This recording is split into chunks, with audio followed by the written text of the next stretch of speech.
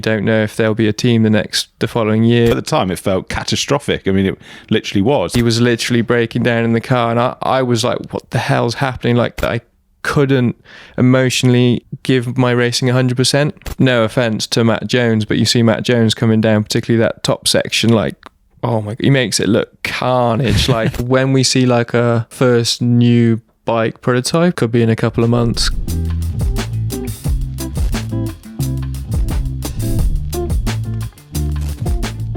All right, Olly Morris, Joe Breeden, welcome back to the Downtime Podcast. How are you both? Shall I go first? We're good. Yeah. We're taking a breath, actually. It's nice to sit down and, have a chat with you for a bit. Yeah, busy, hey? Like a lot going on with the new team, which we'll talk about in a minute, Joe. But I wanted to kind of reflect back a little bit on the 2025 season, your last season as Axess Intense Factory Racing, and talk about some of the highs and lows. And it started, unfortunately, with a bit of a low for you, Olly, which I obviously know about because we've been doing the post-race show together, and I know you struggled a little bit through the early part of the season, but you unfortunately started off the year with a pretty heavy concussion, right? Yeah, I got concussed in February. We were on a test event with EXT. And when I look back, I kind of think I was multitasking a little bit too much, and I started getting involved a bit with the testing as well as like all of the other stuff, which was probably my mistake. Had a little crash, didn't realise anything much of it, to be fair. Had concussion, 3 weeks later it cleared, everything fine. Then a couple of weeks later it came back as post-concussion syndrome, which I'd kind of heard bits and pieces about from Tane and that kind of stuff, but never really thought much of it. And anyway, it just lingered. Post-concussion syndrome feels like it's never going to go away. That's what I learned. Lingered for ages. The season started, and there was no plans for me to even go to round one until about a week and a half before. And I started getting to the point where I was like, okay, I can go. I'm not going to be running up and down the hill like the usual spec, but we can go and sort of sit in the pits and do a slightly different version of my team manager duties.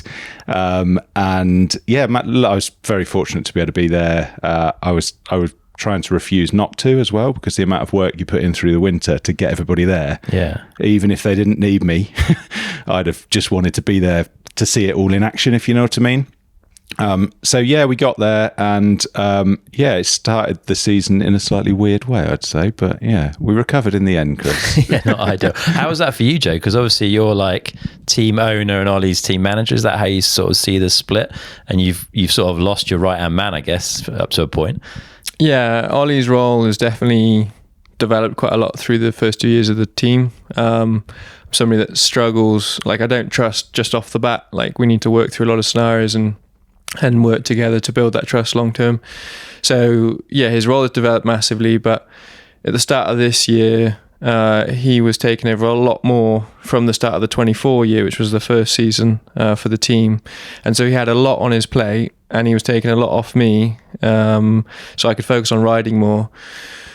But then when he started to come down, we had to be really careful with his workload to make sure that he could still recover for the season. But then there was still a lot of jobs that needed doing. I was pretty stretched myself, stout. Our head mechanic was really stretched his end, but we were trying to alleviate as much as possible from Olly so that he could actually recover and get better and get back to doing what he does so well. So it was a really, really difficult period because it was, like coming up to the start of the season, I was trying to do a lot of volume on the downhill bike, but we also had a lot of team, let's call it infrastructure, that needed to be in place ready for Poland, and everybody was just so stretched because when Olly was 100%, me, Stout, and Olly, who was the management team at the time, was 100% flat out. So when we lost 50% from one of those main guys, it just got ridiculous. So it was a real stressful lead up, and there was always the thought that Olly might not actually be able to come to Poland, and then we've lost like the main guy, and then that puts a lot more pressure on me because I lean on him so to run the team and operate the team and push everything forward, and I need to be an athlete at those races. So there's moments where we weren't sure Olly was going to come. I mean, like we knew he was going to refuse to not come because like everything he'd put in and the whole team needed him there. But there was also a point where me and Stout were like, look, if this is going to mean he's not going to come back for the rest of the season because he's just going to continue on a downward slope with his concussion, then there might be a call where we have to say, Ollie, like, you can't come. But he did show signs, like he managed to take a little bit of time off, not as much as ideally he would have done leading into Poland. But yeah, you restructured a different version of what your role was in Poland, and we kind of made it work. But it was challenging. Yeah, there's a bit of a silver lining to that though, Ollie, right? In the way that like it impacted positively on the sort of team and the team building and the team dynamic. Oh yeah, there's a silver lining to everything, and I even think broader than that, the silver lining of what I've learned about concussion and in my role with athletes doing a risky sport kind of thing. There's a lot of learning there. But yeah, in terms of the start of the season, yeah, it was horrible. Like I say, I refused to want to go, but when I did go, by the end of the week, the adrenaline was very high through the week, as it is. If anybody works or been to a World Cup, it's kind of a long, just full on week. It builds as well, stop. right? Yeah, exactly. And it builds to the crescendo, doesn't it?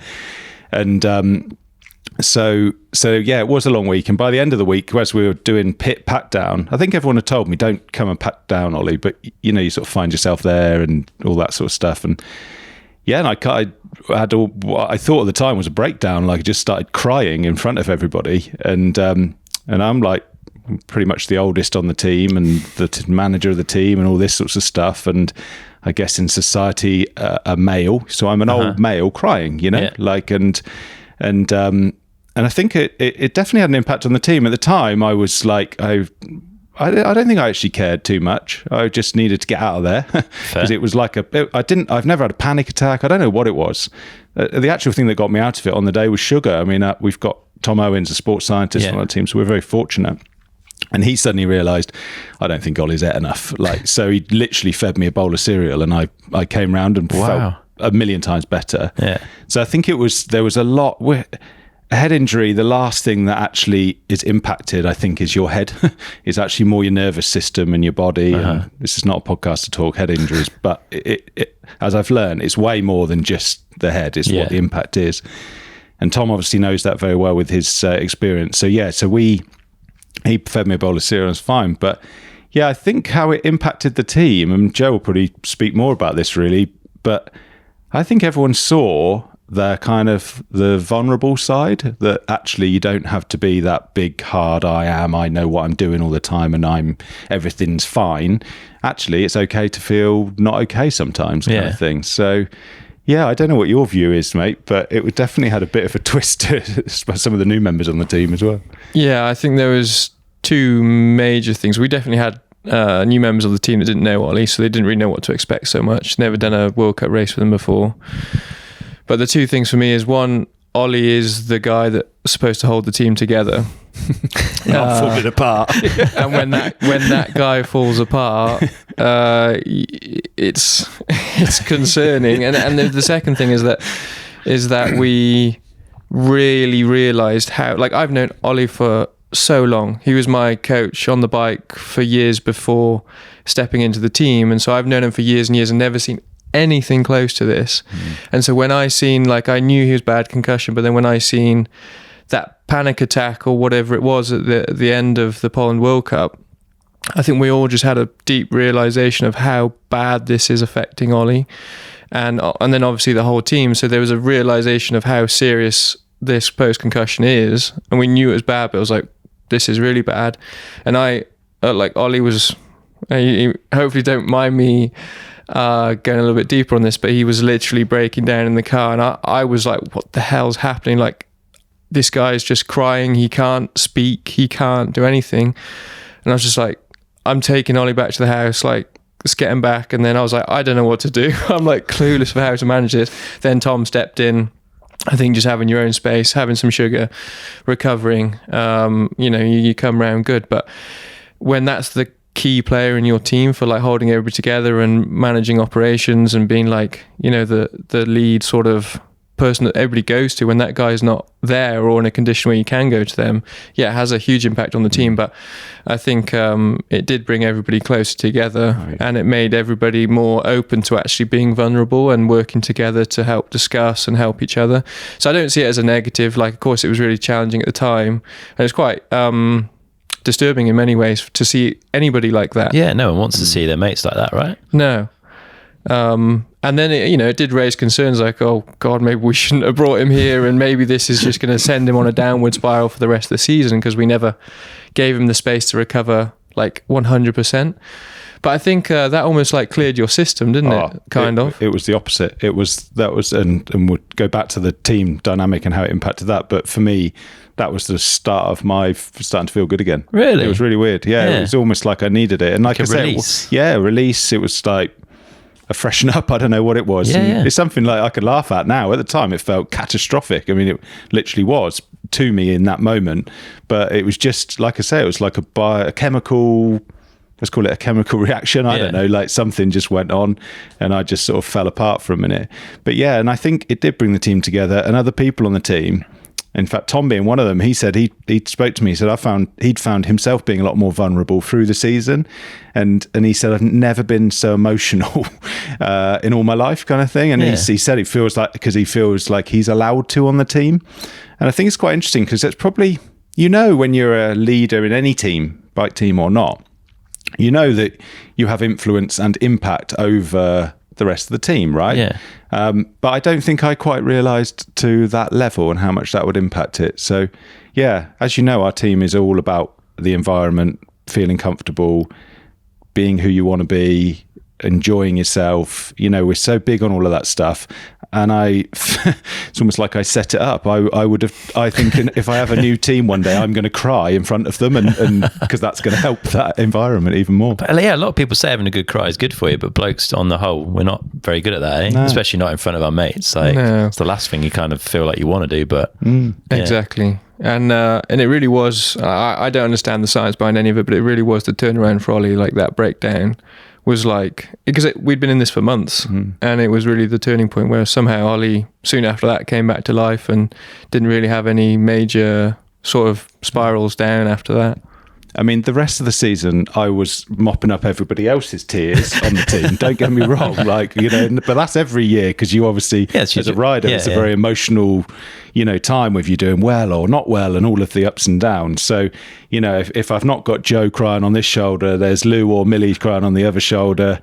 I've had Juan the man crying on a shoulder, Oscar. So, yeah, there's a lot of tears, but in a healthy way, though, right? Yeah, fair play. But I also think it's it made me think deeper.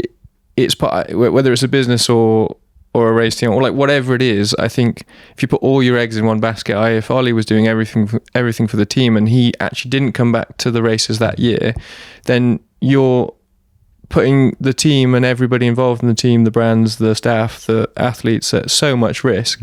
So I think actually diversifying, like making sure that all that pressure isn't on one person, you build a whole team that supports each other, whereas when one falls down, there's a group that can step up, and then vice versa. If I was to fall down or Stat was to fall down or anybody else, you need to build a foundation where like you've got people ready to cover, and I think that helped as well, because going into this year, I mean, I don't want to talk about it too much now, but we've built like a really, really solid structure in a team that we can afford for one person to be out for a few weeks or a few months or even a whole year, and the whole team's still going to move forward in the direction that we want. Yeah. So I think from that standpoint, it taught me a lot as well. It's like, don't put all your eggs in one basket almost, because this stuff happens to everybody at some point. Yeah.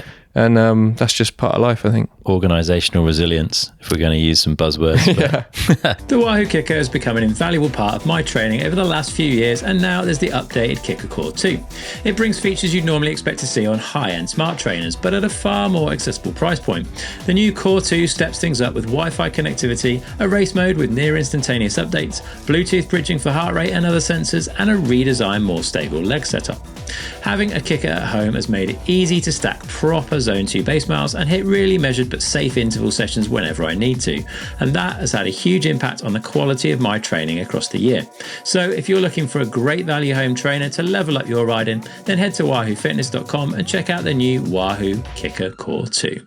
Well, I want to talk about Axess, Joe, because you started that last year. We saw it in the public domain for the first time last year, and it was a lot of people were like, well, what's this? Because it was the kind of title sponsor of the team. Talk us a bit about that and like how it's gone last year, and I assume it's continuing into 26 as well, right? Yeah, Axess is something I'm really passionate about, but haven't had enough time to like commit to it fully yet. Basically, the idea come around that, to be completely transparent here, we had a shortfall for income to support the team throughout the 25 season. We were starting that year with a budget that was higher than what we had coming in, so I had to find a way to find some more income. And I knew the industry was in a really tricky place, so I tried to think in a creative way of how can we work with the brands to create more value without a physical cash transaction. And so we started seeing discounts. And then how can we give our fans, our supporters, like a deeper insight into being a part of what we do, a part of our sport on a deeper level than they can access through Pink Bike or Vital or Instagram. And then how can we make that as return that into revenue for the team so that we can actually continue doing what we do when it comes to the end of the year. And so it was the start of a community, of a new way to support athletes and teams in this sport. And because we had such a shortfall financially coming to the year, I was forced into a position where I had to be so creative to find ways to bring in money. If the money was just there, you wouldn't be so pressured to have to lose sleep over thinking of ways that you can build something different, new, in an environment that's ever changing. So that's how the idea come up. And then, to be honest, it was really hard to dedicate enough time to, I didn't have any ability to invest into that because there was no money. All the money was in the race team. So it was me and my girlfriend basically just working without any, as a second job, trying to build something at the same time as running a race team and being an athlete, and her working another job. So it was really difficult. But I think the idea is brilliant. We did get a really nice community built, which is super cool. So to engage with our members and hopefully bring more value to our brands and bring more value to the members and then the race team. It was kind of a pressured moment to think of what we can do. And now, it was super slow through 25 because, as I say, our commitments were so large to the race team. But going into 26, we just want to keep developing that. And it's not just for our race program. We want to do it for individual athletes, because there's loads of athletes out there that are struggling to make a living, particularly at this time, out of the job that they have been getting paid for, or they wish to get paid for in the future. And so it's just trying to think of a different way to support athletes, to give the fans what they want and a deeper connection, and also to help actually encourage sales to a lot of these brands that we're promoting. It's not just promoting them, it's trying to have a deeper community where everybody kind of benefits. So it's a long mission, and it's very optimistic, but hopefully in 26 we'll have a little bit more time to grow. It's a solid idea. I sat in on one of the team calls at some point kind of mid-season, and it was cool, right? It was a smallish community of people that had direct access to you guys and could ask you the questions they wanted to hear the answers to, and literally hear it from the horse's mouth. Where else can you do that? So I think it's a cool concept. Like you say, it's going to take a while maybe to get traction, but I'm stoked that someone's doing something a bit different. It's fun. No, absolutely. And I have to shout out to Loic actually. I sat down with him and shared the idea, and he gave me a lot of encouragement of thinking it was a good idea and in ways that we could support in the future. So we're going to move it towards athletes directly, because I think fans engage far better with individual athletes rather than a whole race team. So I hope that in the future, it can become a way where athletes can actually get supported really well. And I don't know. We'll see where it goes. Nice. I like it. And on the lesser exciting side of things for you, last year you had a pretty nasty injury in La Tuile, which luckily I think turned out to be not as bad as first thought. But talk us through that, because that was not ideal for you, that part of the season, right? No, it was a big come down, and it was a little bit of a breakdown for me that time, to be fair. First half of the season was so strong, really, really strong. I think I'd only been outside the top 15 once, or something like that. I can't remember the exact numbers, but it was my strongest season to date. And then I ended up puncturing, then crashing in Val di Sole. And so it was the first break of that good momentum. And then in La Tuile, I just wasn't on pace, wasn't going fast enough, and was pushing more than I should have been in Q2, or more than I was comfortable to do so. Had a had a crash. Thought that, I probably could have committed to the corner and make it round, but there's a high chance I was going to crash. So I thought, just don't risk something on a weekend where you're off. And by doing that, I actually thought I'd just ride over the top of a corner, and on the back of that corner was a massive drop. I had no idea. So I just went over the bars off the drop, and as the bike come over my head, I was still clipped in, and it just twisted my knee in such a way I felt it go, or at least I thought it went. As soon as I put weight on it, I knew there was something really wrong. And then, it was suspected to be an ACL rupture with some other damage, and I thought my season was done. And I was just like, it was just the ultimate come down for me. It was horrible because there was a lot of pressure to have to deliver at that point. At that point, I think I was the only rider on the team that was delivering what we needed to deliver. And I was like, okay, like I can't do my job anymore for delivering for the team. And, two positive outcomes of that is one, I actually had a little bit of time finally to regroup, see the bigger picture. Two, when I got home, had all the scans, my ACL was not ruptured. So they said I could probably return in about 2 months. So that was a huge score. But then it went on to Andorra, where as soon as I sit back at home on the sofa, not there, somehow the team just steps up tenfold, everybody. Take the hint, mate. Yeah. I wanted to ask you about that, Ollie, because the start of the season, and let's use Millie as an example, right? Millie was struggling to perform where we'd expect to see Millie to perform. Like, she hadn't been into a final before La Tuile, but La Tuile was an improvement, and then Andorra was like next level. Like, talk us through that from your perspective, because I know you put a lot of focus on helping these riders get to the level that they, deserve to and can be at. Yeah, I think Joe not being there aside, it was like everyone was building, like I say, especially with like the likes of Millie and Wamfer. They're new people that we're fortunate enough to work with. So we were learning so much about them, literally race by race. I remember after Poland, as I said, I wasn't up on track, and I saw the clips of Millie riding, and I was like, the bike's just too low, too short kind of thing. So straight away we started then, I think the first we made her a bit longer, and then we started bringing the front end a bit higher and started creating her space. So we started doing a bit with her after round one. There was a couple of technique things after that we started bringing in round 3-ish, 4. So we started developing things with her. Wamfer as well, he was learning.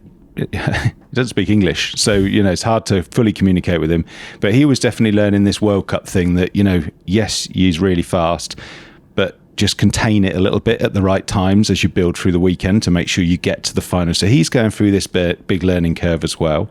Oscar's on a massive learning curve himself. So all the riders are kind of on this curve, and it happened to be that the stars all aligned at the same weekend. There's probably a couple of extra could have been added onto that, but everything kind of came together very well for them, all of them, in terms of performance at Andorra. It was actually just really sad that Joe wasn't there. I wish we'd have just got him out there hobbling around on some crutches to at least enjoy the moment with us.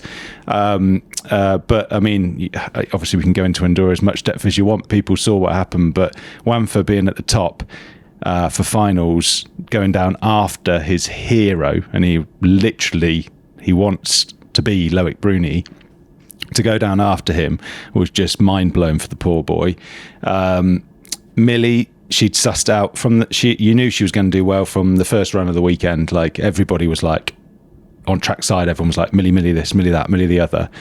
And I was kind of waiting for the implosion, that kind of like until you've had that success, you don't know it's going to happen, right? So I was kind of waiting for, same. Oscar was having a bumpy weekend, but just sort of came good come quali kind of thing. So we just had this just really strong weekend, and generally the vibes were good around the pits, and things were kind of just working kind of well. And the only problem is you want that every week. Yeah, no, I have to comment, because I was sat literally in this chair where Ollie is now, and I don't know if I knew I had the results for my ACL or not yet. Like, I didn't know if I was out for the whole season. I think I did think I was out for the whole season at this point, and I started watching the results come in. So we had Millie P3 in Q1, I think. I was like, fair play. She's been looking good all weekend, like not 100% surprised, it's awesome. Then Juan goes P1. I'm thinking, okay, like fair play. And then Oscar was like really fast in Q1, but didn't quite make it through. And then I'm watching Q2, and I'm like, hang on a minute, he's in first. I think he was like second fastest in Q1 time, or top 5 speed in Q1 time. I think, what the hell is going on? Like, this isn't adding up in my head, like how it's just happening one after another.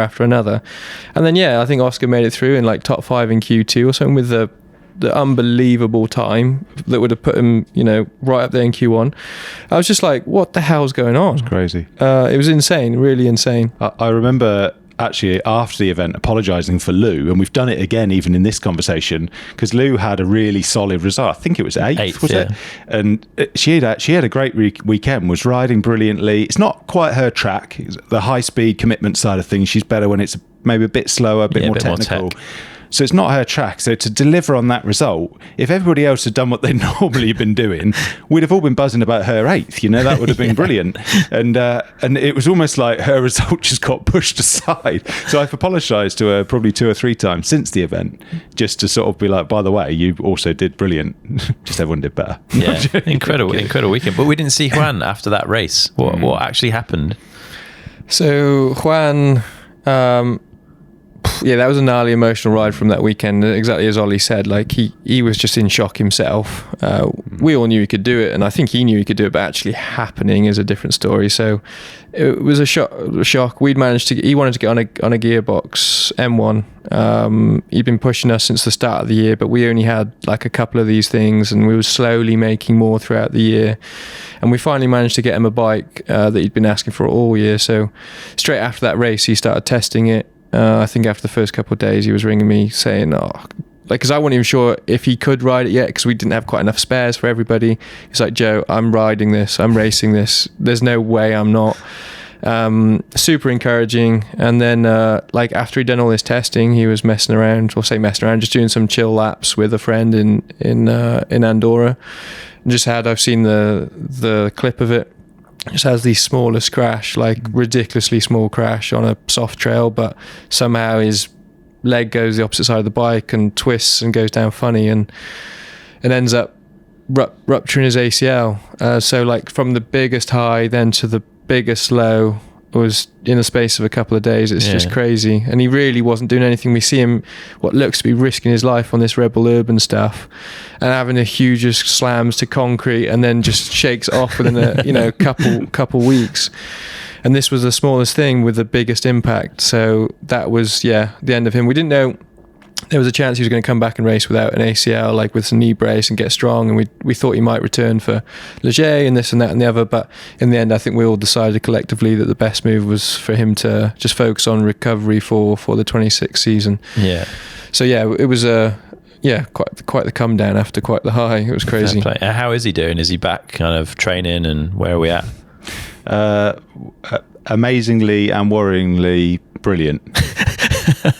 Too worryingly, because his recovery has been way too good. For full rupture of the ACL. Did he have surgery? Yep. He's had surgery in November, and he's doing knack-knacks and stuff like that on his dirt jump bike down the dirt jumps as we speak. I thought it was like a 6-month recovery from ACL surgery. Wanford's very religious, and I'm definitely going to start praying and believing in God, because the recovery he's had is like nothing else. And we don't want to get too carried away, right? He's not on the downhill bike. He's not.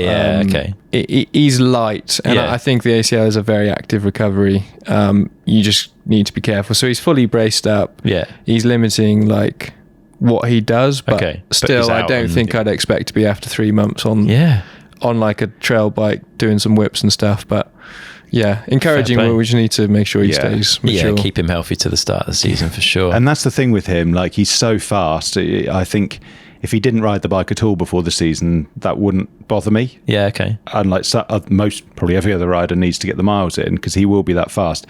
We just need to make sure he's strong and fit. So that is 100% the big thing. But one thing they did, and it was quite interesting, is they actually delayed his surgery quite a lot, to the point where I was getting annoyed. I was like, why is he not in yet? There's time. We've not done these last races, so you can get in and be ready for round one. And he didn't even have the surgery until after the season. It was November in the end, and obviously the injury was after Andorra. So I don't really get too frustrated, but I was definitely kind of thinking, what's going on here, kind of thing. Hard to control with it being in Colombia and all this. But one thing they were trying to do is make sure all of the other ligaments, I think primarily the meniscus, which I don't know the knee very well, so excuse any of my terminology, was 100% healed, so that he'd have the maximum amount of support. Again, I'm relaying a message here, so excuse me. But he'd have the maximum amount of support when he was then coming from the ACL reconstruction. Interesting. So I don't know if that's normal or what, but something's worked. Yeah. I think working. It was just like the generic getting ready for an ACL repair, like getting really strong, making sure all the other ligaments were in really good condition, and having lots of strength around the knee to support the growth. So it was like a different way to do it. Yeah. We don't really know. Well, hopefully it's worked well. It's encouraging so far. So I think I speak on behalf of every downhill mountain bike fan that we're quite excited to see what he can do this year. So me too. Yeah, let's hope he's back and strong. Yeah, I missed having him at the last few races big time. I loved racing with him. We couldn't speak the same language. Well, a few words here and there, but it's I don't know what you call it. It's a body. The body language body language was all we needed when we were doing runs and following each other in practice and just vibing off each other in the pit. Like it was really missed when he left or when he didn't return for the second half of the season. Seems like a good energy. They're actually a great pair because you've got Joe, very calculated, takes a little bit longer to get up to speed, but when he gets there, it will be a top speed, especially evidence last season. And then you've got Juan. He's actually more calculated than he makes out because you can't go that speed and not be. But, he's just up to speed straight away. One of the fastest on the track on first run or two. I think coming from the street racing that they have to because they don't get many runs. Yeah. So they've got a bit like opposites. And we also have that in Lou and Millie. And it's almost the perfect pairing because everybody needs to just do a little bit sort of the other part of them that they're missing, don't they? And Joe can learn to get up to speed at the right pace a little bit more from Wanfer and a couple of bits around general commitment probably. and then Wanfer, he definitely needs to learn about that process to getting up to his top speed and making sure he peaks at the right time. So yeah, it's great to see them working with each other. Definitely in the first half of the season, Juan was like, he was generally always, I think he was pretty much always faster than me in practice time training, but then he just knew that I was going to go faster than him in Q2, and he was just in Q1, he was just so confused because we just built in so many different ways. And as Ollie said, I think I've learned a lot from his way, and he's learned a lot from me. So we make a nice contrast and a nice pair when we meet somewhere in the middle. Awesome. I want to talk a bit about Lou. Who wants to talk about Lou's hardline performance? Because that was exceptional, and she's got a lot of attention and a lot of awards over the winter season as a result of that, which she massively deserves. Agree. It's absolutely huge. Yeah, what she did is so insane. And again, I was injured, but hardline's only 40 minutes from here, so I went on a couple of practice days. I didn't want to interfere at all. Didn't want to put any pressure or tell her what to do. She's unbelievable. I've never done hardline as successful as her. So yeah, fair play. You injured yourself there, I think, the year that I was there, right? Yeah. Was it your shoulder or something? Yeah, shoulder. Yeah. A shoulder injury. So I haven't done it since. And I don't know. Just I went on race day as well, and she just knew what she was doing. She just so race day morning, it rained a lot, and the track got really, really slippy. And the boys had done, a couple of the boys had done a run. They were coming down and saying, it's the worst thing ever, it's awful. And Lou's just processing this information, but logically and thinking for herself and making her own decisions. Doesn't really say anything, and then heads up and boshes it, comes down, making it almost look easy. And obviously it wasn't. So it was honestly insane because I was there, I was hearing what all the boys were saying, and I know what they say at races, and they say when it's bad, it's bad. Yeah. And she, despite all this from all the the males who you thought were going to win the race, she just got on with it, made her own decisions, made her own calculations, and delivered exceptionally well. It was just, like we all saw, just remarkable. It was so impressive. And big up the Lou. She's a demon. Force to be reckoned with, eh? She is, yeah. I think it's amazing. I mean, obviously Joe was there, and I was just impressively watching online, and just she's quietly spoken. She's so humble. She doesn't think she's great. She just goes through her life like some people call it Lou's world. Do you know what I mean? It's just in this kind of way, it's just chatting to people and. Not too much structure, but wants structure. But she sort of equally doesn't have it, and and then just turns up and rolls out those huge jumps. And it's easy to kind of watch on TV and just think, yeah, right, great, like everybody else on TV that did the huge jumps. But they are ginormous. And to overcome that, again, along with the stories that Joe just said about how and the sort of challenges she faced through the weekend, is so impressive. And I hope she rides. My big thing with her, I want her to flog this, like carry on flogging it for years, because she actually was the first female to complete it, and I think she needs to hold on to that, and that not just be a sort of a little mark in the history books, but that's so good for women in sport, for women generally and broader in life. And I think it's amazing what she can bring with that. Yeah, and I think the most impressive thing about it, of course, like it don't come easy. Like doing Red Bull Hardline, no matter who the hell you are, does not come easy. But aside from that, like everything, the whole weekend, there were so many opportunities for her to just pull out. I think quite quickly she was the last female riding, and then they tried to, when there was bad weather overnight, I think they tried to, they brought forward, like you had to do a full run before race run, but then they cut it a day early after the rain coming or something, and so they were saying, no, you can't ride. But so Lou, naturally then, because she hadn't done a full run on that previous practice day, naturally then you just sit back and it's not my decision, I can't ride. Yeah. She actively fought, no, like I can do this, I want to ride. And so there was a few events like that, and I don't know the ins and outs of all the details, but there was a few events like that where it's just like, okay, like let's sit back, I've had a good weekend and people are stopping me like because of the rules and this and that, but she actively fought to make it happen. And that's what riding down is exceptionally impressive, but like the mentality to make it happen, not just allow it to happen, was there's an easy remarkable. out. Yeah. And that was the most impressive thing for me. It's just crazy, especially when it's never been done before. It's like, how do you know? How do you know you can? And the conditions were horrific, right? There's big jumps, okay, but like the bits in between in Hardline Wales are horrific, and you throw those conditions in the mix, and it's like so dicey. Yeah, fair play. Yeah. The one thing for her is, and this is a conversation we're having about Tassie coming up, but it's all well and good a male doing a jump that weighs 10, 15, 20 kilos heavier than her. But so she's trying to sort of recalculate the speed, knowing that she won't be traveling at that jump as fast. Even if she comes out the corner the same speed, by the time you get there, you're not hitting it as fast. So she has to, that's an extra bit of like concern or thing to overcome, should we say, in terms of the resilience side for her, which I think is so impressive. You know, you could easily just go, like Joe said, it's easy to walk away. You get your photos, couldn't you? Do a couple of the top jumps, get your photos and walk away from there, and you're going to get loads of media attention. You've done your job, team are going to be happy, brands are going to be happy, you're okay. That final, let's call it the final hurdle, which is the biggest one of the lot, to actually go and deliver all the features in a race run, is much more than all the other hurdles put together to get there, kind of thing. So yeah, she's impressive. We're already figuring out how much weight we can put on her bike for Tassie so we can get 10 kilos. I don't know. But, and mentally, obviously, like we discussed, she's unbelievably impressive what she did. And yeah, like don't need to discuss anymore, but also you can't do that without the technique, without the skills. And no offense to Matt Jones, but you see Matt Jones coming down, particularly that top section, like, oh my, he makes it look carnage, like made it look like nobody could physically ride down there.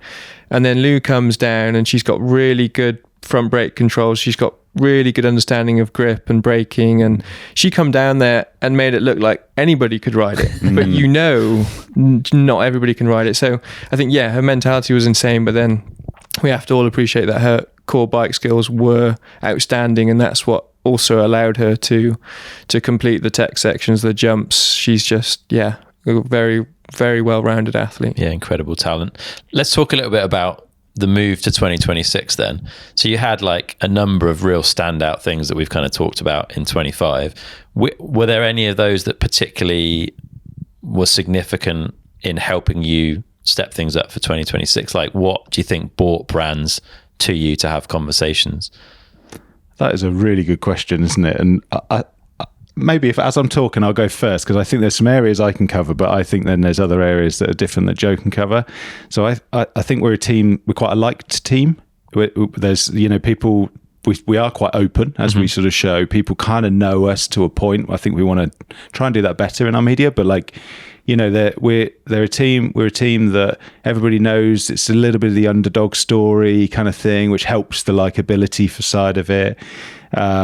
If they are following this story, that helps. People are kind of starting to feel a bit involved with our growth in the game kind of thing. So obviously I'm speaking about fans there, but equally brands are hearing that story as well and going, okay, this is quite a fun one to kind of attach to here.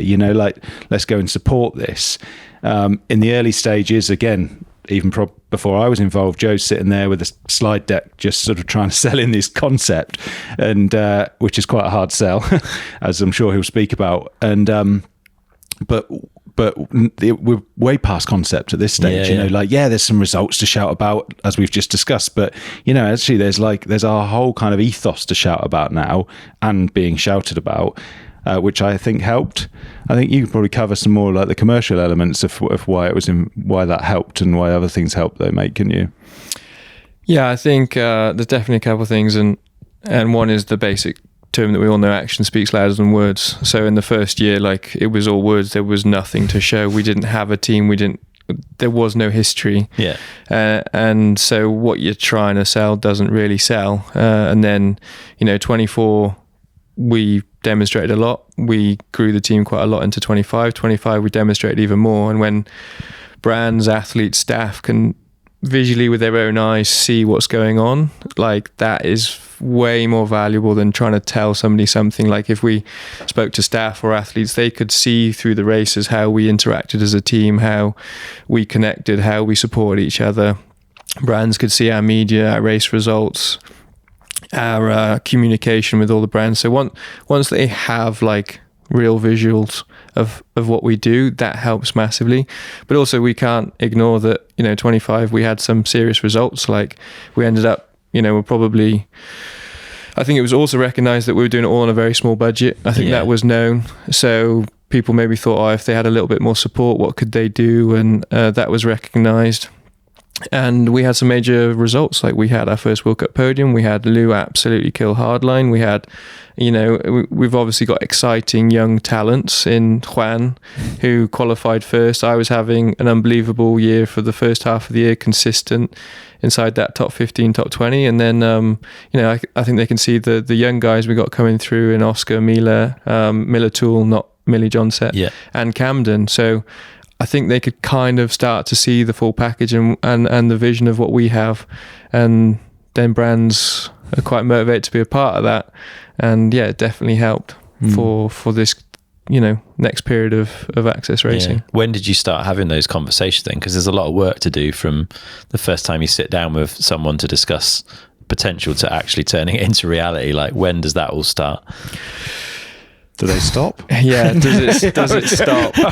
Does it stop? It's been really difficult from the start because we've been in really short-term contracts. So every 6 months you have to start renegotiating and go again, and you don't know if there'll be a team the following year, and blah blah blah blah. So it was definitely midsummer where those conversations really started, and that was one of the benefits of my knee injury. I was like, well, at least now I can focus on the longevity of the team and setting up our future contracts and our future agreements to give us a really solid foundation moving forward. Whereas when I was trying to race and start to do that, it was incredibly difficult to do either one well. So it was almost a relief to get injured and be able to focus solely on one thing. But then, I came, there's actually kind of two little stories in here, but I came back to racing because I could. And first race back, got a top 10, sensational, but it was wet, it was techie, it suited me, it was great. But after that, I was so deep in sponsor communications, in trying to think of the best path forward for the team. I was so consumed down that route that I couldn't emotionally give my racing 100%. And in the grand scheme of things, I was a waste of space at the last few races of the year. I wasn't in the finals. I agree. I was there. No, I was there, but I was not there. My mind was elsewhere. And as much as I was trying to commit to be there in a final at World Cup, you have to be 100% emotionally invested. And I didn't have that energy. My mind was longevity of the team. And I'm not disappointed at that. I'm okay, now we've set ourselves up 3-year contract with Nukeproof, we can plan long term, and I can focus as an athlete again because I know that structure is there for the team. So yeah, it absolutely come in, at the start of the summer, and then it progressed all the way through those last races and into the off season. So it was a lot of work, and it was a major decision for us because it literally dictates what this next at least 3 years and probably a lot longer looks like. Yeah. So a lot of pressure on that, and I absolutely prioritised that as the move for the second half of last year. Yeah. And I'm stoked with the decisions we made, the options we had, and where we are now. So sacrifice for good reason, in my opinion. The right call. Was there an option to stay with Intense? Because you've built up over those 2 years kind of thing, and you'd been with them before that with the previous version of the team as well. Yeah, absolutely. Our relationship with Intense was super solid. It was a really cool brand to work with. We liked the bike, we liked the people, everything was great.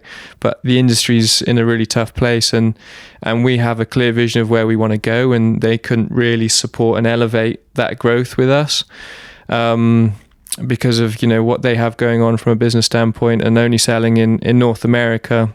There was a different, what they could do versus what we want to do was separating. And we were in a fortunate position that we had we'd got a lot of attention from other brands, from other bike brands, and we had some options. So it was, really sad to leave Intense, because my vision originally was that we grow with them all the way and we help them get back on their feet, and we're in it together. Obviously that wasn't meant to be, but there was equally some really exciting other options out there, and the Nukeproof one is kind of meant to be, I think, with bringing that brand back to life, being a UK based team, then been originally Irish. There's many benefits and excitements for this new journey. So we just decided that it was a better move for us, and where we want to go. So why Nukeproof then? I guess there were other options as well, right? Because like you say, you garnered some interest over the last season or so. What made Nukeproof stand out? Obviously there's the proximity, I guess, the kind of UK based team, Irish brand. What other things drove you towards Nukeproof? It's an interesting question, isn't it? Because me and Joe, just to set up the answer really more than anything else, but Joe and I maybe overthink, but every decision that's made within the team is very thought through. And I know this even when, so we've recruited some new mechanics this year, and we've done quite a big recruitment process, and Joe's been involved at certain times through it, and I've been involved, and we've both been involved at certain times. And it's very important to us, that person that comes in. It's not just, there's a mechanic available, chuck them in. It's like, how are they going to work with the rest of the team? How are they going to work with, say, myself when they're reporting into me? How are they going to work with the head mechanic? How are they going to obviously work with the rider? So there's all of these things that kind of got to fit together. So, and that's like one area of the team, say, and one person in the team. So when it comes to the team you're working with and the people the main brand that you're working with, it is a massive decision to us, and the length of conversations were huge. Some of the initial stuff for us was BCF, Belgium Cycling Factory. That was a massive appeal. They're a very solid, I say, business in terms of financially secure and been around many years. So there was the sort of, let's call it job security bit, from speaking to those guys. And then when you start speaking to the kind of main people, our main contacts there, and Joachim, who owns it, Russell, and then Clive, who's our kind of main contact, they really, they got us, and we kind of understood them. And I think those kind of things were really big for us in terms of our decision. Yeah, definitely. BCF is... It's a privately owned company. That's attractive to us. Straight after Mont Saint Anne, we thought we were going to go that way. It was pretty sure that we wanted to commit to that route, but flew straight to Belgium from the last race. Went to their HQ, met Joachim, the owner, in person, saw their facilities, met some of the other team there, just to solidify that they were the people we wanted to take this path with, and they absolutely were. And was really appealing is their Ridley road bikes. So they've got a massive road team that they're a partner of, which I think they have very long duration contracts, huge ambition there. Then they had the Ridley XC World Cup team. So Joachim, the owner, it was 100% known that he was into racing. He wanted to go racing. The brand was about racing, was about creating products that supported high performance, that was innovative, and that actually had the capabilities to deliver on that with their own wind tunnel, with insane manufacturing facilities, in and out of HQ. And then, them having acquired Nukeproof. Nukeproof has its legacy. They have amazing brands, having bought some of the engineers and product managers back in from original Nukeproof was attractive. I'm like, okay, they've got people who really understand the brand. That gives us confidence that they can keep Nukeproof what it is and take it even further, rather than reshaping it into something that doesn't align with us. And so seeing all of that, seeing that Nukeproof's their focus for their mountain bike brand, knowing that they like racing, knowing that they committed to product development, knowing that we had good connection with the owners and the employees that we were going to be working with, it was all just set up that we would come in and help elevate Nukeproof into a new era of racing, of high performance bikes. And then of course there was, it was made very clear that there was a new downhill bike wanted to be developed, and that's another skill set of ours. We've done that, with Intense. We want to make sure we're on equipment which we feel we can turn up and have every chance of winning on. And we know the margins now are tenths, not seconds, if you want to win, if you want to be inside that top 10. So all these details matter, and BCF, Nukeproof, just aligned for us really, really well on all of those fronts. So yeah, it was a confident decision, and those, it doesn't come together easy. There's a lot of detail, especially when you're committing for several years. But we're here now, and we've had the engineer over a few times for testing, and literally went BCF, which is in Belgium, straight from Mont Saint Anne, or the last World Cup, wherever that was, Mont Saint Anne, and then straight from Belgium, I think went back for a couple of days before signing the contract, went straight to Fort William to test the bike versus the current Intense bike that we were on, just to make sure that we have a good relationship with the engineer, and that the bike is good to commit on as a stock bike before any development. And once that was all signed off and we were happy, it was like, let's get the thing wrapped up and then commit. And it's a huge commitment. Like, if we make the wrong decision, we're there for 3 years, and that's a long time. At least, and it can kill the team, right? Effectively, if it's the wrong decision. Totally. And it's not just 3 years, because any partnership we enter, we don't just see it short term as like a stepping stone. It's like we needed to see that there was potential for a long term project. We fully commit to the brands we work with, and we don't want to do that if we're just turning over different brands each year. So we can see, beyond that initial contract phase with them. So nice. It was high pressure, and I'll say one more thing. At one point, because there was multiple conversations going on with different brands, and each brand, so let's say each frame manufacturer actually carried with it different sponsors, different OE partnerships, or some we'd have remained like with all our individual partners, which is like 5 individual contracts that I would manage, or there was like OE with this brand, OE with that brand. So with every single conversation we were having, we had to be ready for everything that would come with. And that was just so much work, and too much work. And that's why just racing was super tough. But anyway, that's kind of long answer to a short question. Play. Well, see, Nukeproof sounds like a great decision, but that's one part of the picture. You've got all the other bits that go to make up a bike. Like, how much of that has Nukeproof brought to the table? How much has been new kind of contracts that you guys have put in place? Talk to us a bit about the rest of the bike and equipment and stuff that you've got on board for 26 and beyond. Yeah, that was the final point. Me and Ollie went back and forth a lot of time. We did a lot of testing before we made decisions. But there was a route where we stayed with all of our individual brands, and like that meant a lot to us because we'd built great relationships. We were in a good place with them. And then there was the option where we went full SRAM. And the same with the tyres. We could have stayed with Maxxis, or we could have gone with Schwalbe. But after, testing and looking at the bigger picture and talking with Nukeproof about making the best decision, not just for us, but for us as a collective, we took after a lot of back and forth, making sure, as Ollie says, we don't take any decision lightly. And I was like, I can't just say yes to SRAM unless you get me the product and I can test it. I can't just say yes to Schwalbe because of this and that. Like, we need to know some of the people. We need to have calls, we need to test the product, and it's not always possible in every scenario, but that was a process in itself. And then finally, we decided to make the commitment to SRAM and to Schwalbe and obviously RockShox, and it's another huge jump for us, huge change, but I think was the best decision moving forward for all involved. Yeah, fair. Very impressed with the brand so far, though. I have to say, like we're in a place, and I probably mean more than the product. I actually just mean the relationship. Yeah, the way they work with you. Yeah, there's like we say. I mean, we've spoken about Nukeproof and the engineers coming straight over. Same happened with Schwalbe. They're literally at Llangollen, about -3 degrees or something, testing tyres. Fortunately, they had all the various tyres. So, and Carl, he's just so invested. Like it's brilliant, straight into it kind of thing. That's exactly what we want. We actually want the brand to be part of the team rather than this like too big a wall, if that makes sense. Yeah. So like Carl's come straight over.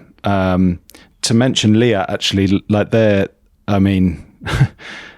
design ideas for this year are going to be loved by some people and maybe hated by others. Okay, you got Marmite. I don't. We don't even know what they all look like. Like there's Nick Larson, who's the creative design director. Don't know his job title exactly, but at Leah, he's got heavily involved, and we're stoked to have him on board. He's throwing everything at it, and that's kind of what we want because we throw everything at it as well. Yeah. It's a big change for us, though. I've got to say, 'cause we're used to in-house dealing with the design, and there was definitely a nervousness at first, but the more they're sort of starting to share with us, the more excitement's going to come, and yeah, we'll see. We'll see what happens. It's going to be impactful for sure. It's going to make an impact. Let's say nothing less than that. But I think when Ollie mentions Leah, that springs to me that all these brands that we've moved to in common, what is so prominent is that they are so committed to us. Nukeproof was the other, one of the other decisions. They were committed to us. They really wanted us. They really wanted to make it work. Leah the same, Schramm the same, and it seems like Schwalbe the same. They were all. It wasn't us trying to convince them to say yes. It was more the opposite, and that's what really like people are in it. Like our team, direct team, we are all in. Like we've hired and employed in a way that we have that environment, and the brands that we went with seem to be in the same ethos as us, and that's everything. Yeah, I have to say, and to be really open, like we thought with SRAM that we'd be kind of bottom of the pile, if you like, because obviously they've got the Common Cell team, they've got Canyon, they've got these massive teams with massive riders on and successful riders. We were like, okay, are we gonna? There was like a bit of nervousness of that, but immediately they've put us in with an account manager, JT. He's an absolutely awesome dude, and they're all in. And we speak about this, whether it's staff like ourselves or brands, whoever we work with, we don't really like this sort of half in mode. You know, if we're going to do this, let's just throw ourselves in like we did 2.5 years ago, jumped in with 2 feet, and then we end up here and hopefully keep progressing. So yeah, and all those brands, I'm just sort of confirming what Joe's saying there, all those brands are that as well. They see our approach and they're jumping in this pool with us, kind of thing. Nice. Sounds good. And we have to give an example with EXT. Were a much smaller brand, really small brand, but we made it work because they were all in.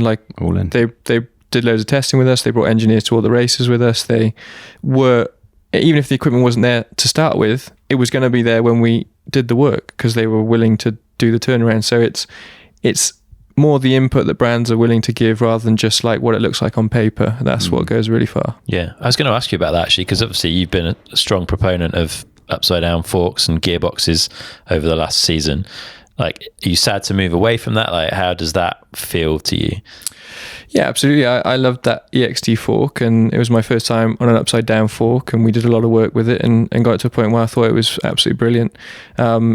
Like any piece of equipment, an upside down fork is very different to a conventional fork that we know in mountain bikes, and each has their benefits and each has their falls. And when it was wet and slippy, like with an upside down fork, you obviously could get more compliance, you could get more flex than what you can get out of a normal Boxer or Fox or Olin chassis.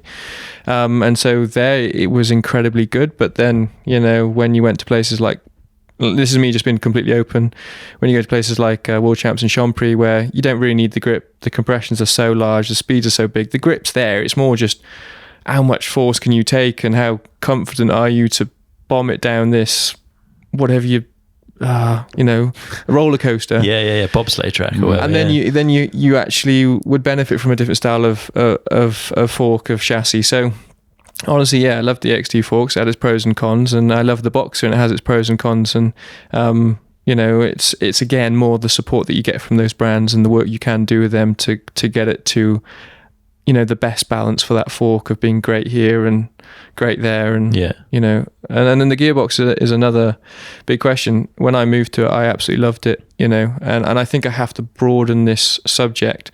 The subject is I love weight, low in the bike, under the bottom bracket. Yeah. Amazing. When you ride e-bikes or if you just chuck weight on your normal bike, it feels amazing. When you reduce the unsprung mass over the rear axle, it feels amazing. So the broader term for me is when you have weight central on the bike and low, and then you reduce the weight over the rear axle, it's a win-win. Okay. And so naturally for us with the M1, a gearbox, like instead of mounting weight there, let's just put the gears there, and that does 2 in 1 job. It removes the weight from the rear axle and it puts it where you want it. So that does have some performance benefits. Of course, there is some challenges that comes with it as well. Pinion as a gearbox is still new technology. It's still got a lot of advancement to make. And, to be again completely honest, like if it was a Shimano drivetrain, because the noise is a massive factor to me, I want to be on a bike that's just dialed. Like you just hit the biggest bumps and you just feel like you're so in tune with the ground. There's no distracted feedback through your feet or in noise or anything. And the SRAM stuff from a derailleur and chain standpoint, especially if you have the O chain, and if you got a sidekick hub either, it's like a lot of that noise from the chain and stuff gets dampened down. So when I went to Fort William, I was expecting quite a big shock coming from the Intense gearbox bike, which is just not a single sound, to a derailleur chain bike. But with the SRAM stuff, I was remarkably impressed with a couple of bits that you can do. They have, I was used to riding an Intense Taser as my e-bike with a 12-speed Shimano mech. I hated riding it because all I could feel was the mech, the chain like rattling off the seat stay, the chain stay, then off my feet. And I'm just like, I'm so disconnected with the ground and I'm really fussy. Whereas like, I didn't know this, but I noticed that the SRAM Nukeproof that I've got now, none of that's there. Their mech is locked. The arm doesn't move. There is none of that shatter kickback. Yeah. And they've got really intelligent ways to control those factors that I really didn't like about a mech and chain. So yeah, it's we'll see where the future goes. I do think I've got a lot of weight under my Nukeproof right now. I had to look around the corner at that. Yeah, there's a lot of weight under there, and I think it improved the bike. Yeah, we'll see. It's an early change for sure. Fair. Just to add to that and talk a bit broader around the team as well, and something that we've worked at, because we've got some younger and/or less experienced riders on our team. I probably think of a conversation we had a few years ago, which was about like, should we not highlight the challenging things about the bike, because engineering is compromised. We all know that, and anyone who just thinks that it's a one track to like the pinnacle of performance just doesn't understand. So whatever you have, you take away, and whatever it's a compromise. It's a trade-off. And one thing we actually started working on actually last season and definitely developing this year is actually starting to look at, okay, let's make sure everyone's aware of it, from the rider to the mechanics to me on the side of the track, everybody, and then let's make the right adjustments to play to its strengths. So a very simple one that related to my role through the season is we soon started realising, okay, this gearbox bike had its benefits, but it wasn't accelerating out the turns as good as we'd wanted to, and we were losing a little bit of time in that area. So when I was on trackside, we were trying to work with the riders a bit more. And okay, let's take this wider line. These inside lines, which Joe is a big fan of for the inside line. I was definitely having to be like, mate, I think you're going to have to get to the wide one. I know you probably do the inside faster on a different bike, but in this scenario, you got to do it. And same, with the other riders kind of thing. So I think, again, that's one example, but we were just trying to be like, okay, let's not hide this. Let's just be very aware and start playing to the strengths, and then, dealing with they call them weaknesses, but the compromises. Yeah. So Joe's back on the inside lines all year then. Yeah, well, you'll see it. It was huge. It was huge. It became a topic of conversation when we decided what lines to take. It was difficult to get the bus going again. Last year, so we would choose lines that carried our momentum, that kept the speed up, even if it was further distance, and we knew we couldn't accelerate that fast. So yeah, it's finding the best balance of compromise between perfect in this area and perfect in that area, and that's like the constant equation. But like the one thing that was really difficult the last year was that when we wanted a lighter bike that was a little more agile, that accelerated faster, that was a little more playful, we couldn't do anything. Yeah, you're stuck. It was what it was, and obviously it was a prototype bike with Intense, and the gearbox, as I say, it's probably got a lot of advancement in terms of weight and size and gear ratios.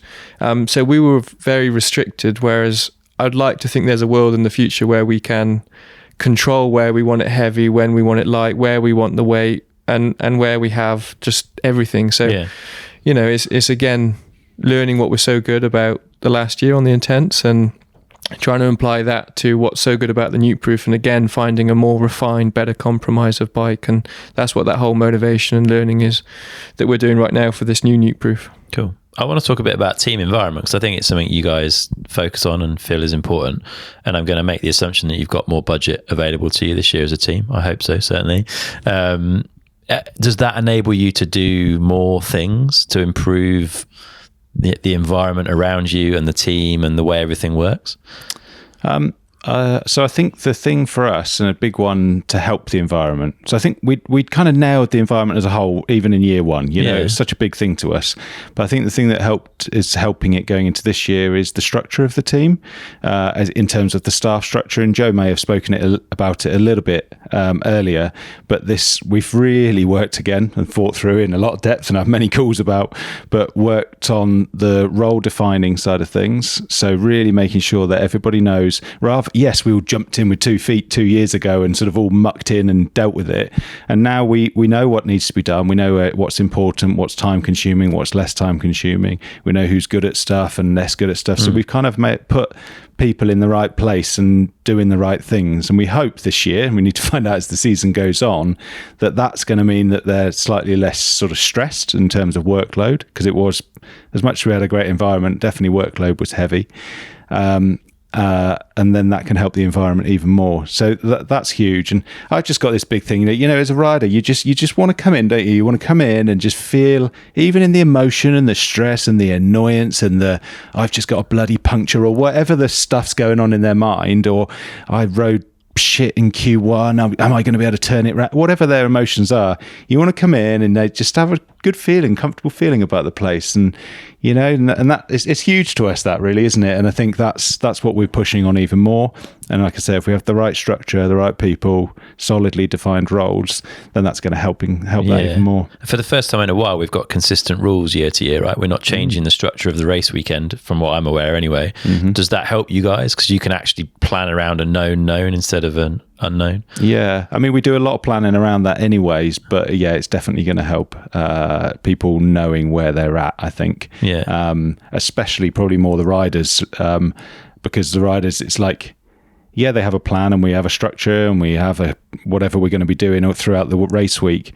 But rider, you almost want to just do that free flowing, don't you? You just want to know where you're turning at what time in the day and all those things. And I think sometimes, like in previous years, it's a bit like, oh, what now? Oh yeah, Q2. It's like, was it called semi or finals? And you don't really know where you are. So a few changes. And one more thing is the World Series status that everybody talks about is coming into 2025. We thought we had it. We were very confident we had it, but we were on the fence. Yeah. So until you get it, you're not 100% sure. Whereas now there's a solid ranking system that you can see online. So we knew we were comfortably in, and we weren't on the fence anymore. Yeah. So that was a development again, that we could make decisions and plans based off, we are a World Series team and this is where we're going to be. Whereas before it was a little bit looser because we were on that fence of, what if we don't make it, even though we think we are? So there's a lot more security there. And it's a 2-year lock-in as a World Series team this year, is it? Only if you're top 10 ranked. Okay, fair enough. And I think we're 12th or 13th. So you're still on a year by year at the minute. Still year by year, but huge step from where we were. And then again with brands, like knowing that we're got a 3-year contract with Nukeproof, that also brings a lot more stability for planning and how we what steps we take at which times for this next step of our journey. Fair. And to answer, not to divert your question of the budget, we do have a bigger budget for 25, but it's not substantially bigger. It's just the next natural step for us. And our rider roster and the level of our riders is increasing as well, so salaries get eaten up pretty quickly, and then mechanics for those and stuff. So money gets eaten up very fast when you have a deep team like us. So it's not changing our operations significantly. Okay. But a really, really nice, mild next step where we should be a little more secure and not having people stretch so thin. And what does that look like from like a team infrastructure point of view? Like, do you rock up in a articulated truck? Do you just have like a bit more space in the pit? Like, what are we going to see when you turn up to the first round? Or maybe not. Maybe the first round's not a good example. First round's not a good example. Let me dodge the truck very quickly. We'll come back to that one. I think what's been a really, really large part of our conversation on work the last few months is with me and Ollie has been, Stout, our head mechanic. He was head mechanic. He was head of tech. He was product development. He was product feedback. He was test planning. He was parts ordering. He was pit logistics. But he couldn't do any single one of those roles to 100% because he was spread too thin. So now, our example being, we have a head mechanic and we have a head of tech, so they can do those roles, and they're both full time. And one, is responsible for half of those jobs that John had last year, and then John's responsible for the other half. And they have their areas and their roles in which we're not asking too much of them, or at least we hope we're not. But they can deliver to the standard that we really want to be delivering on to be, become the best team in the world. So that's one area. Yeah. And then of course, there's the truck, or let's see. I think we can say there's the truck by the sounds of what we're hearing, which is, it's not necessarily an improvement on our operations. We think we can do a great job with an easy up and enough space there. But from a perception from the fans and from the brands, it's like a marketing thing. We look bigger, we look better, and then we're maybe a little more powerful, our impact within the pit. Yeah. So that's led by the brands really, and we'll deliver either way. We'll deliver an incredible operating team. But Ollie, I'll let you answer that one. There's no easy question. Have you got your truck license? No, I haven't, I'm afraid. Okay, we can't hire you then. Do you need a driver? Could be going that way. We're quite new on that, and like you say, things are still getting sorted. And we have to pay credit to Clive, who we've been speaking to since Leger, and he's pushed to get this team through. Nukeproof weren't planning on having a team until 2027. It was a plan for 27, right? Yeah. They met us and the relationship built very quickly. So we were kind of like, well, we're ready to go. We have everything in place short of a truck. And so if you want to go, let's do this kind of thing. So we have to credit to him. And that's probably why with some of these things we can't 100% commit to, because there are still a couple of agreements, I suppose, to try and get over to get it there. But whatever the weather, and I go back to Liat, they won't let us turn up not looking pretty crazy. So because they've got design control of the team, and that's more than just what we're wearing. The whole look, the whole kind of image of the pits and stuff like that. So it is cool. It's going to be exciting. It's nerve-wracking, as I've already said, but yeah, so there's still a couple of things to iron out there, but there's going to be some form of statement. I'm certain of that. And it's going to be exciting. I'm excited. Very interested. Maybe you are, and anybody else. Interested to see it. Talk about pre-season plans, right? Because more so, like testing, pre-season, team camps, all this kind of stuff gets more and more important. Bite time. You've got, and props to you for it, you've got a big squad, very globally spread. You've got 3 women on the team, which is really cool. There's not many, if any, examples of that. I'm trying to think. But yeah, getting everyone together, making team camps happen is expensive, complicated, etc. Like what happens between now and round one? What have you planned? We actually have a plan, and I have to say, in previous years I've always had a dream, but I could never get it from dream to plan because there was never like the commitment of the money there, if you know what I mean.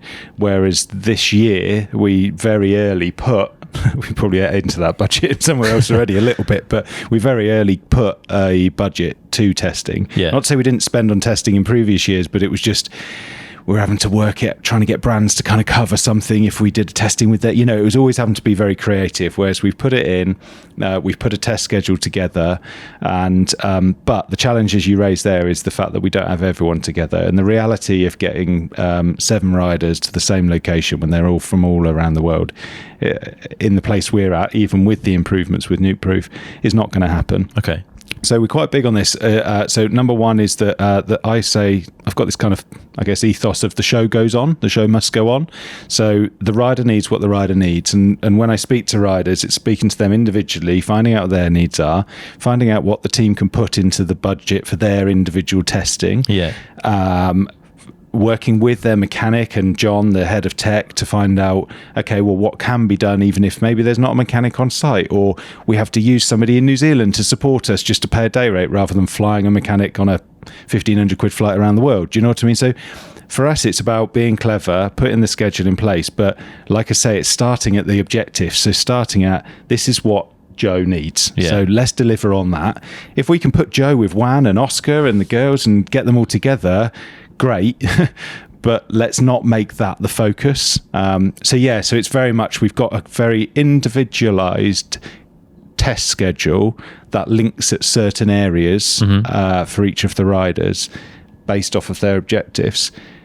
Probably worth me just adding a bit of a passionate bit to mine as well, is that actually the test schedule is broader than that. So one thing we've got is to try and make sure that we have myself working with the skills of the riders. We have Tom Owens working with the fitness for the riders and the conditioning. And then, as we said, we've got John working from the tech performance side. And we have pretty much weekly calls. We have a weekly call in the diary, but sometimes gets missed. But we have weekly calls to talk about each of the riders, about what's the most important thing. So in other words, if it's fitness, which is the most important thing for such rider, then maybe we don't worry about the testing so much. You know, why do we want to put them through like an in-depth testing program to try offsets and weights on the bike and all this, that and the other? Whereas when actually, if we just get them way fitter, they're going to find the most amount of time. And if it's technique, then it's like, well, okay, let's come and spend a bit more time with me and we'll develop that area. And so then that's back to the individualized thing, that it's actually trying to say, well, what's the most important thing to jump the most amount up the field to get the most amount of points for the team. So yes, we do call it a testing schedule, but within it, actually, there's a lot of other stuff going on to make sure it kind of fits what's needed. Yeah, I think what Ollie's really probably message you put across in all of that is that every individual is so different to what time commitment is going to give them the biggest value. Like, is it fitness? Is it time on the bike? Is it testing? Everybody's so different, so I don't think one structure meets all, and that's where we're so fortunate to have Ollie, who spends the time to really learn and work with each individual rider to really find out what do we think collectively with the rider is their best investment of time. And it's like a pie chart of food, and everybody's pie chart is different, and it needs to be, because we're all in different stages of our career. We all have different strengths. So I really like that outlook that he has, and the commitment and time that he puts into actually making that happen with each athlete. And we raised the challenges of having a broad team, riders in different continents, 7 riders. There's a lot of challenges, and we're creative in ways that we find to manage them as best as possible. But the strength of that is that we have, a leading rider in every major continent with a significant mountain bike market. Like, that has been a consideration for us. We have events usually throughout the whole year in different fields. So obviously World Cups is the main focus, but we have, Juan, who's the 3 times Red Bull urban champion, who competes often through the winter. We have Red Bull Hardline. This year sounds like there's 3 major events for that, and so we have stuff going on all year at the highest level in all continents with a major mountain bike market. So that was kind of a big focus for us and how we build our structure. And again, with our split between male and female, between young and experienced, but it does raise challenges. So when I'm sitting there on a call saying, Ollie, I really want to have this covered, that covered, and then he's like, logistically, this could be pretty tough. Chris, if you know to post a bike to Colombia, let me know, mate. That's all I say. And it actually get there and not cost about 10 grand. Yeah. Fly it there yourself. But that's one example, isn't it? The logistical side of it. But no, it is really, really cool, and I'm proud that we haven't just been like, oh no, it's not really possible. Like, this is a downfall. It's like, no, we need to find ways of still operating to the level we want, despite everyone being across the world and despite the budget constraints that we still do have. But it's awesome. It's like when we all come together and all the cultures are different, it's so cool. It's really cool. You do have a good vibe in the pit for sure. It's a good group of people with a nice relationship that you've built over the last couple of seasons. And we're glad people spot it, because it is actually that okay, that it has happened naturally. You can't force that thing. You know, everyone says, "Oh, we've got a family of a team." It's quite a common thing in any team within sport or not, where it's like that thing. But we genuinely do have that. We have a dynamic where there are brothers, sisters, uncles. You know, there is that kind of, everyone takes roles within it, and it's happened organically, but with a high attention to it from especially Joe and myself.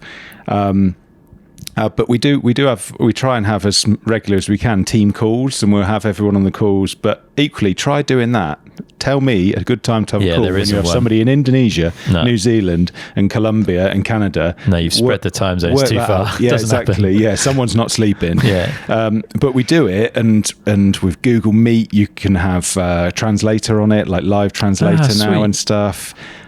Which is, I think, an AI thing or something that we sussed out the last year, didn't we? And so there's stuff you can do to make it happen. It's just more time consuming and a bit more challenging, you know, but hey, whatever. But worth it. Oh, yeah. So it's the first time you'll all be together going to be round one? All be together will be round one, Which, let's just make that a little bit more complicated. It's in South Korea. Do you know what? I think everyone would have seen everybody. There would have been connections across everybody, if you like. But the whole crew won't have been together. No, unfortunately, So Korea.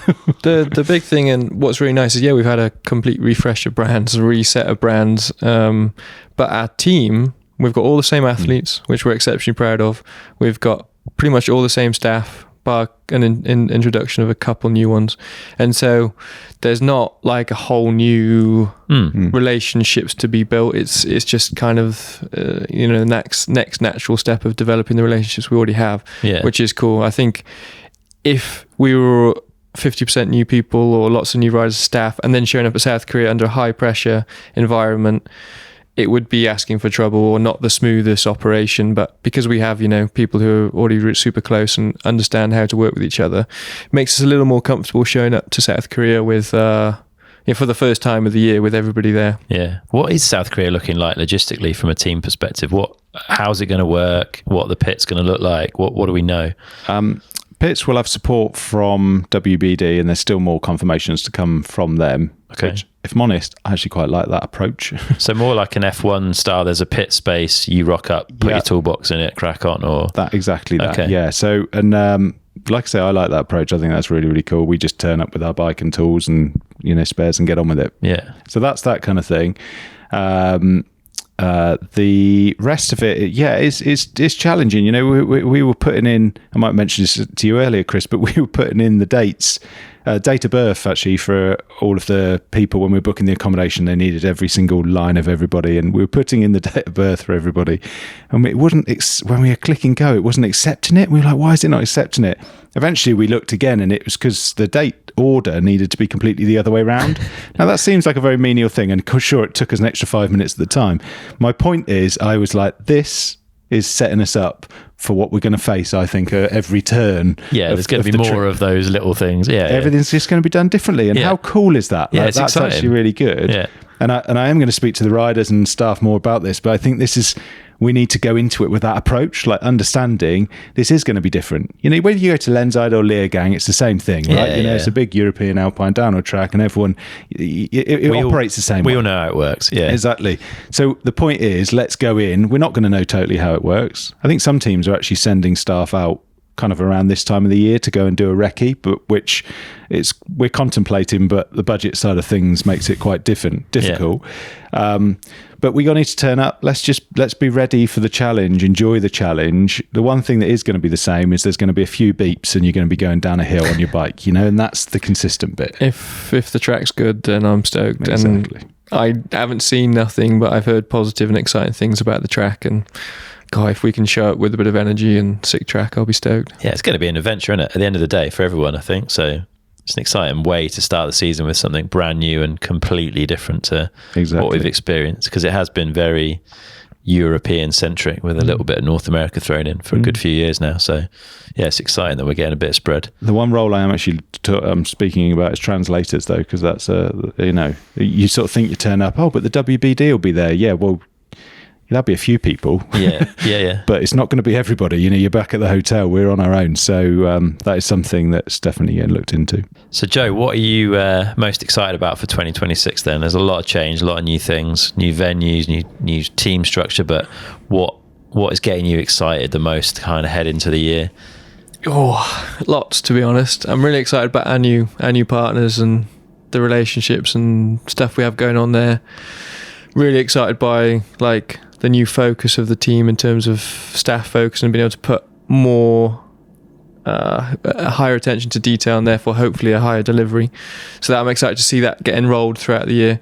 And I'm also really excited to put more time into my own riding, hopefully halfway through the year I won't be negotiating the most important contracts, and I'll be able to focus as an athlete and stay a little more emotionally engaged to my racing, have more time to prep in the off season, have more time to rest during the season between races.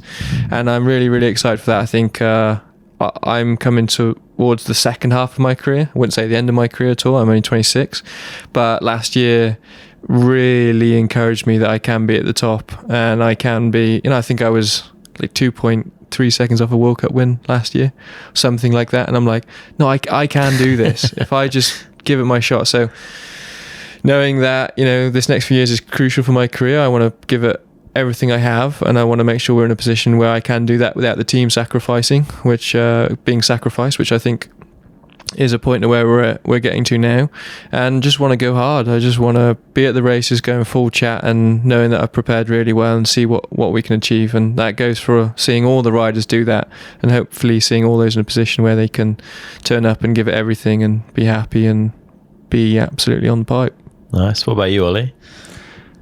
There's I don't know if this answers this directly, but there's something there's a sense of responsibility for the riders we have on the team that I really feel, and they're all at certain stages in their career, whether it's Camden, just first season in, Juan, the man who's shown that like he could have something big. He has got the potential for this big career in the game.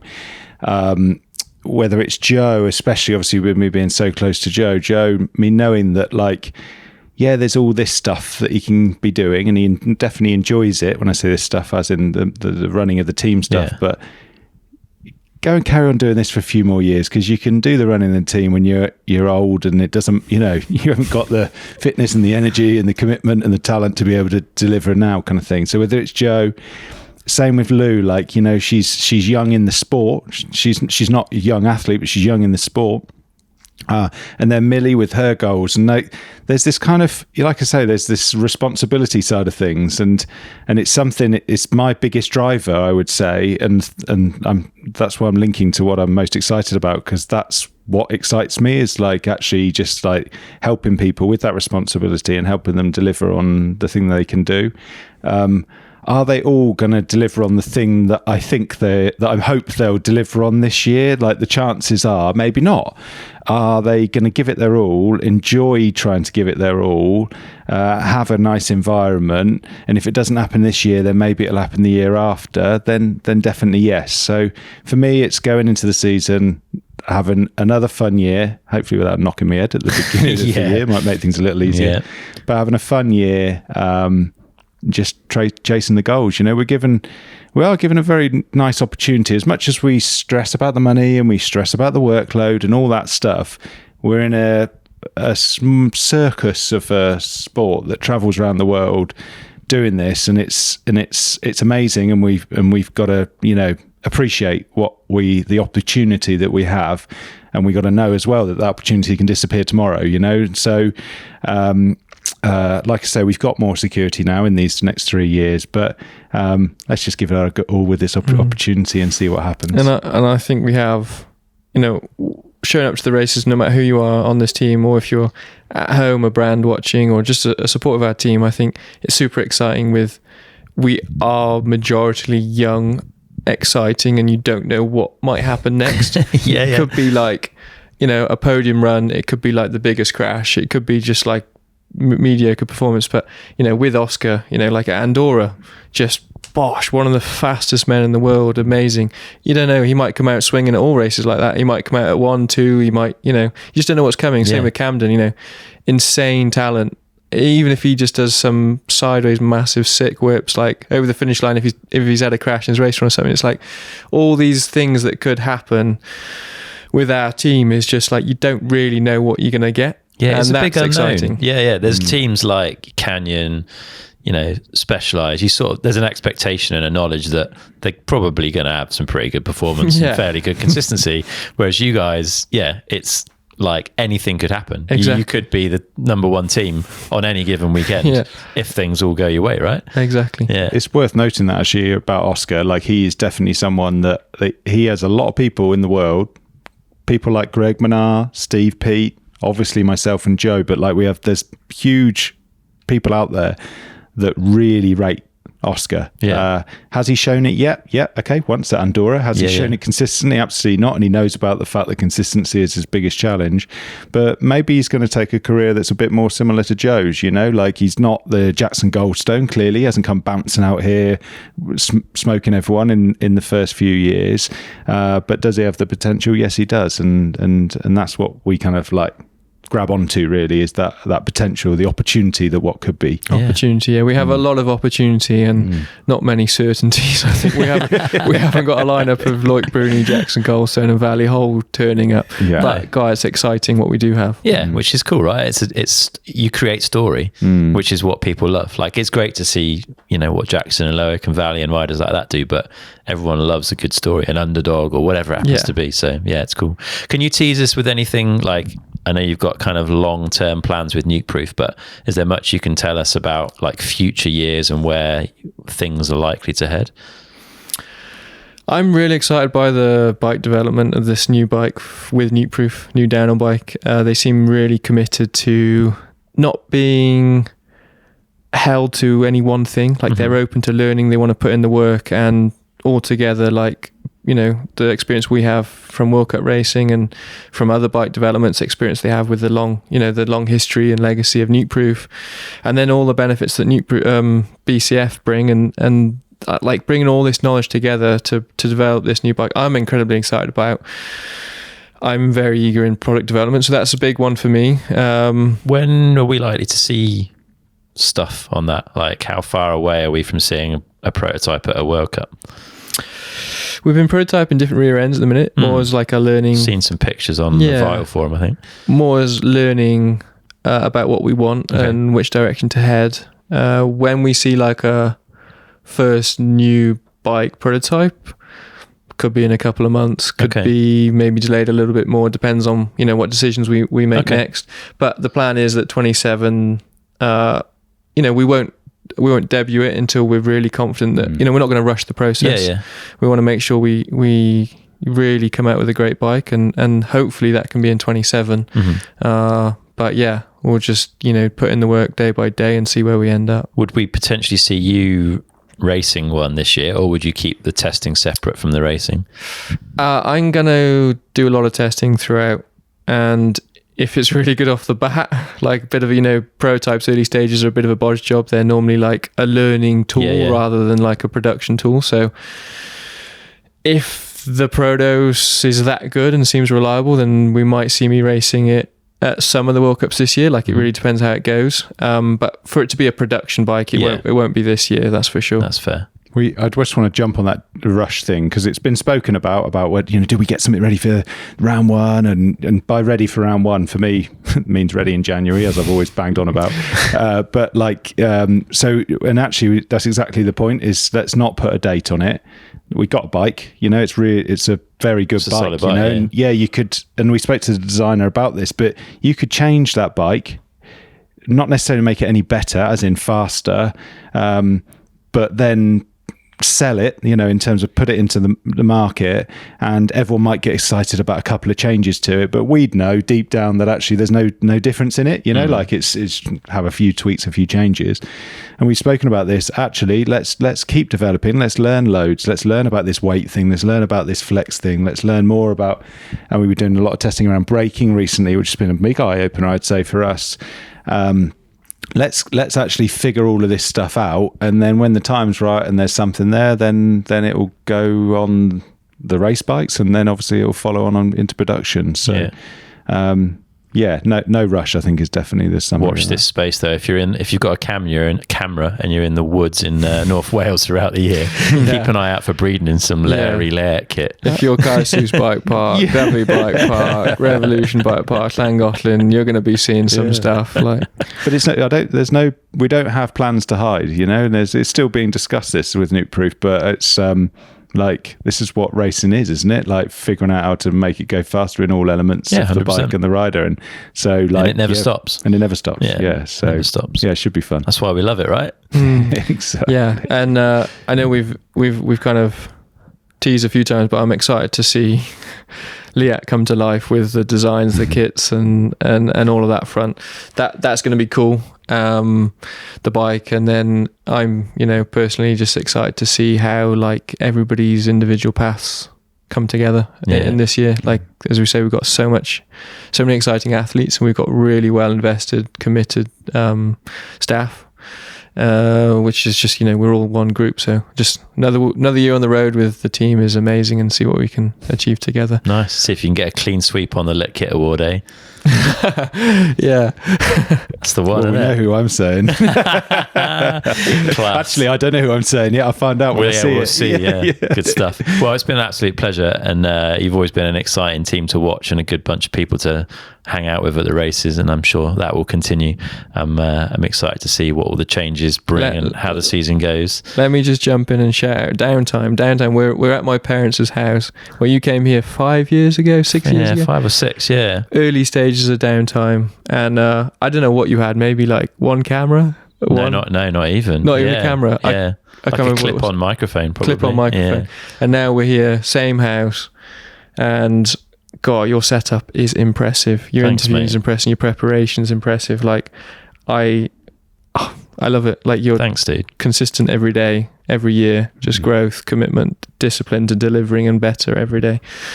Big up the Downtime podcast, and thank you very much for having us on. It's always a pleasure. That's very kind, dude.